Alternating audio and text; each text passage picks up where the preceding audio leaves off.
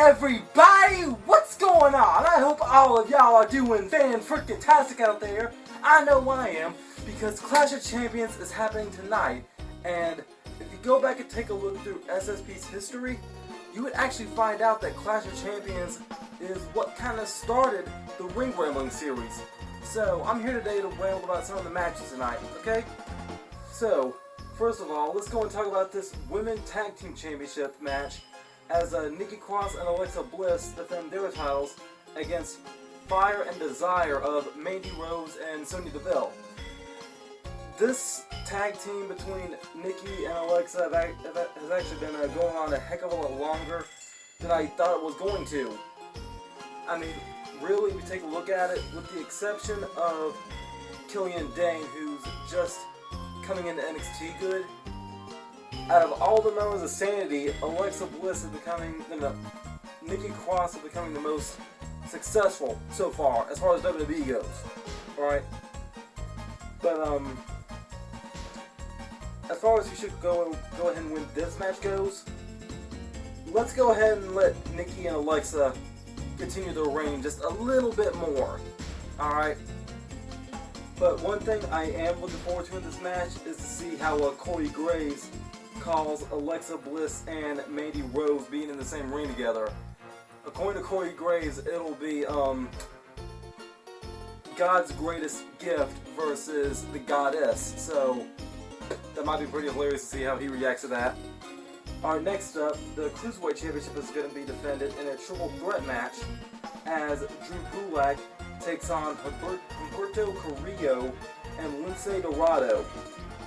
Now, I know as of late on 205 Live, Ariel Daivari, he's been trying to get Lince Dorado on his side, and right now, according to what I'm seeing, Lince Dorado isn't really having it. But maybe that's because it's not the appropriate stage or the appropriate time yet. So, if Lince Dorado does end up winning this match, it needs to be in a heel fashion, thanks to Ariel Daivari, or Ariel Daivari, whatever. And other than that, Drew Gulak should hold on to it. Gulak needs to hold on to it. What I'm understanding is that 205 Live is actually about to get canceled soon, because it's going to be getting merged with USA Network's NXT brand. And with that being said, maybe Gulak would be the best person to hold on to that Cruiserweight Championship heading into NXT. So that's just some food for thought I've been thinking about. Alright, next, the SmackDown Tag Team Championships are going to be on the line as New Day's Big E and Xavier Woods defends against the Revival. I'm not even quite sure if this match is going to be happening or not. I know the Revival and Randy Orton have been attacking the New Day as of late, and Big E and Woods, they kind of been missing in action for a while. So, either way, regardless, I think the Revival should win this match. Deep down, part of me thinks the Revival should win. I'm not gonna lie. But I'm gonna save my other prediction for later. Alright. Next up, the United States Championship is on the line as AJ Styles defends against Cedric Alexander. Cedric! You my boy! Go get it! Go get it, Cedric! Oh man, look, I am so happy for Cedric Alexander right now. Nope, I'm not gonna lie. And now we are going back to the Cruiserweight Championship rule. Cedric Alexander, I can't help but being biased for that dude. Cedric, you go get that belt from AJ. You go get that belt from AJ, alright? Next up is a no disqualifications match between Eric Rowan and Roman Reigns. Crap, by the time I'm filming this, I remember I didn't get a copy of the footage. But, okay, the storyline going into this match is that Eric Rowan has been Roman Reigns' mystery attacker. But there was one little piece of that footage that didn't make sense to me. The piece of that footage that didn't make sense was where Eric Rowan was standing. Because we saw that video footage, right? Eric Rowan pushed the boxes from one side of the hallway. But apparently him pushing one box caused an entire wall of boxes to fall, and somehow pushing that one box caused something else to fall on the complete opposite side of the hallway. So that's very confusing to me. But as far as who wins this match goes, I think it needs to be Eric Rowan. I think it needs to be Eric Rowan. Don't get me wrong, I like Roman Reigns, but if we've been setting up this whole mystery angle just for Eric Rowan to lose this match, then I'm sorry, I don't think this loss will hurt Roman Reigns in any way. Eric, good luck. Alright, next up, the Raw Women's Championship is on the line as Becky Lynch defends against Sasha Banks. Okay, I am a big Becky Lynch fan, right? But this new version of Sasha is kind of intriguing. This new version of Sasha has actually become so toxic that it's actually infected Bayley as well, practically turning her into a heel. She is a heel by association, pretty much. So, but I do have one little gripe about Sasha Banks I need to address real quick. Alright, for those that know me out there, y'all know that my colors are green and blue. Okay? Green and blue. Green and blue, those are my team colors. Okay? And what is my name? James Self Standard. I'm bringing this up to bring this up. What color is Sasha Banks' hair right now? Blue. And according to Michael Cole, on Twitter, Sasha Banks is calling herself the Standard.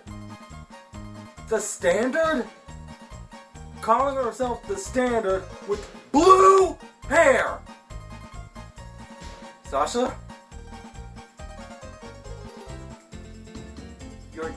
You're treading on thin ice, madam. Be careful where you're going with this. But yeah, as far as who wins this match goes, look, I think it needs to be Sasha. I think it needs to be Sasha. I'm not gonna lie, it needs to be Sasha. Sasha needs to win this match. She just came back, she's on an incredible hot streak right now. And I think the boss is the perfect person to take the belt away from the man. Alright, next up, the SmackDown Women's Championship is on the line as Bayley defends against Charlotte Flair. Like with the whole Sasha Banks situation, I think Bayley needs to win this match as well. Have both Sasha and Bayley on top of the women's division. So, yeah, but you know what? Real quick, I almost forgot about this, but that match happening between Becky and Sasha, that match happening between Bayley and Charlotte, y'all may not know this, but I honestly feel like this is the perfect setup. This is the perfect setup for Ronda Rousey's return, okay?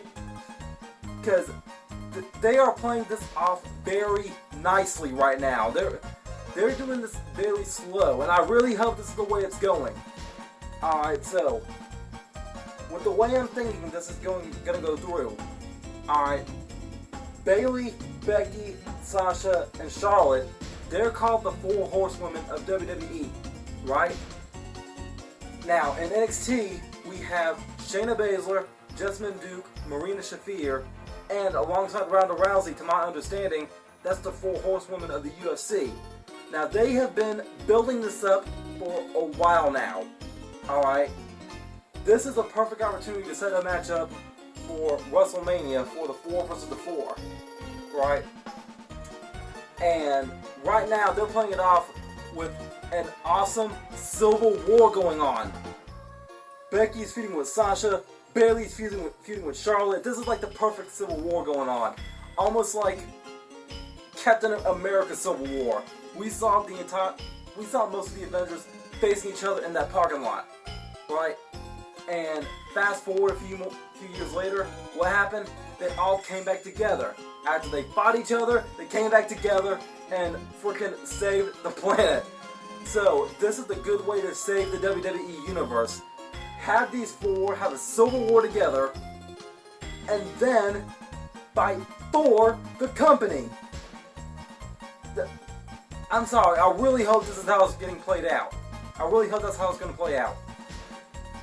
Alright, next up, the Intercontinental Championship is on the line as Shinsuke Nakamura defends against The Miz, and I'm pretty sure Sami Zayn's going to be out there too.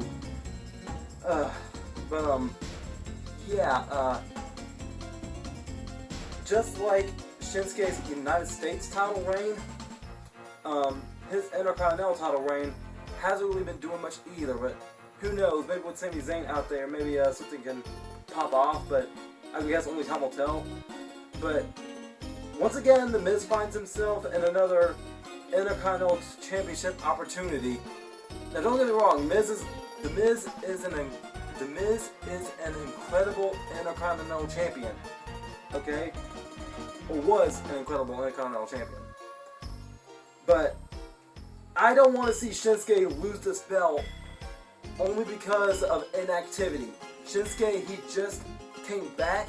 He just got a push on the show, just very tad, just a very teeny tiny bit. So I don't want to see Shinsuke lose this belt right now. Not right now. Alright, next up, the WWE Championship is on the line as Kofi Kingston defends against Randy Orton.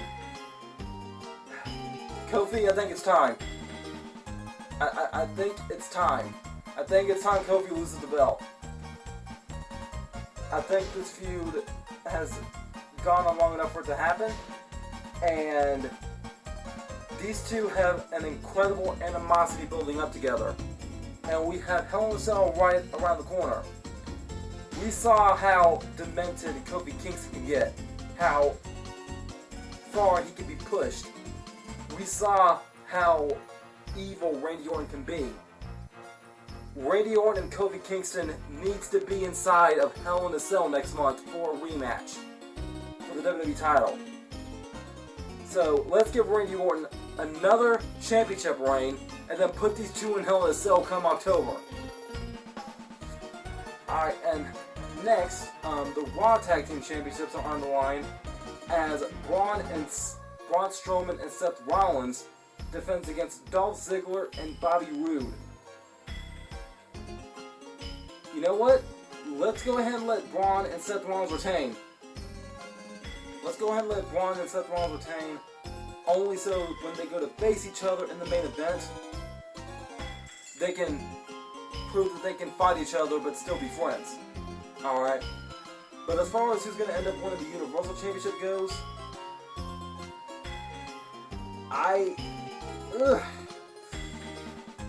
Alright, to my understanding, The Fiend is supposed to be challenging the winner of that match to Hell in a Cell. Okay, or at Hell in a Cell. Okay? Now, on one hand, I want Braun Strowman to face The Fiend. But on the other hand, I don't. Okay, what is worth pushing more? The monster or the scary Fiend? And plus, the interesting thing about that match is going to be that Braun was a former member of Wyatt's family from his old days, right? And I don't know. You know, on second thought, let's go and give Ziggler and Roode those belts. Yeah, let's go and let Dolph and Robert win that match for the tag team titles. And you know what? Let's go and let Seth Rollins win, but only barely. Only barely because of The Fiend. Alright, let's have The Fiend make some kind of appearance or some kind of sign that strikes them both. And maybe that could be how Braun loses. I don't know. That main event seems very weird, and The Fiend has me looking over my shoulder for this match. So yeah, this looks pretty interesting. I guess I just gotta watch to find out what happens, you know?